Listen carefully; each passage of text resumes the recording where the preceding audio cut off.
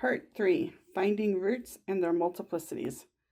Find the real zeros and their multiplicities of f of x equals x to the fourth minus 9x squared minus 4x plus 12.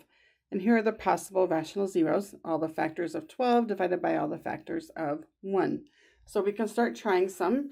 If I find f of 1 would be 1 minus 9 minus 4 plus 12. The 1 plus 12 is 13. Negative 9 minus 4 is negative 13. That does equal 0. So 1 is a 0 of this function. And I can do synthetic division. Don't forget to put the 0 there for the x to the third term. Notice there is no x to the third term. We need to put a 0 in our synthetic division. Bring down 1. 1 times 1 is 1. Add, we get 1. 1 times 1 is 1. Add, we get negative 8.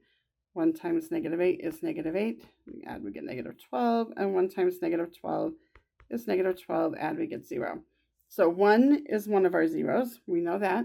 We have here now x cubed plus x squared minus 8x minus 12. 1 could be a 0 again, but if we plug in 1 here, we get 1 plus 1 minus 8 minus 12, which doesn't work.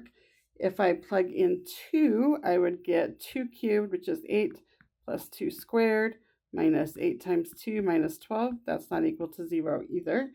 If I plug in 3, I would get 3 cubed, plus 3 squared, minus 8 times 3, minus 12, which is 27, plus 9, minus 24, minus 12. 27 plus 9 is 36, and negative 24 minus 12 is also 36, so that does equal 0. So 3 is another 0 of this function.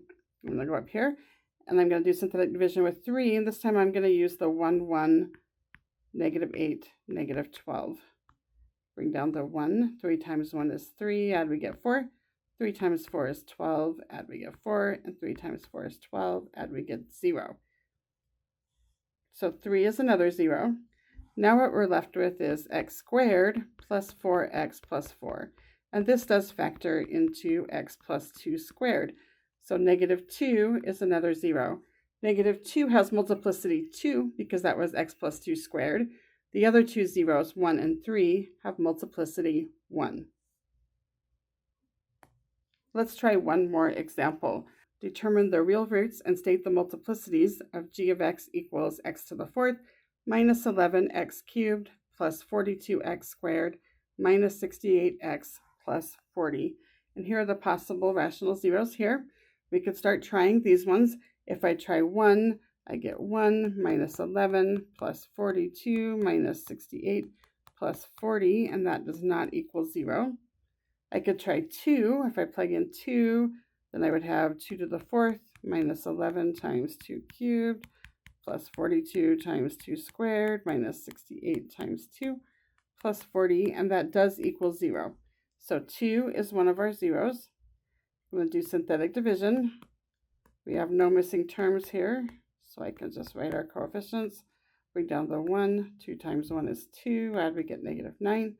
2 times negative 9 is negative 18. Add, we get 24. 2 times 24 is 48. Add, we get negative 20. And 2 times negative 20 is negative 40. Add, we get 0. So 2 is one of our zeros. Now I have x cubed minus 9x squared plus 24x minus 20. 2 might work again, and in fact it does here. If I do 2 again, the negative, or 1, negative 9, 20, negative 20. Bring down the 1. 2 times 1 is 2. Add, we get negative 7. 2 times negative 7 is negative 14. Add, we get 10. 2 times 10 is 20. Add, we get 0. So 2 now is a multiplicity 2 so far.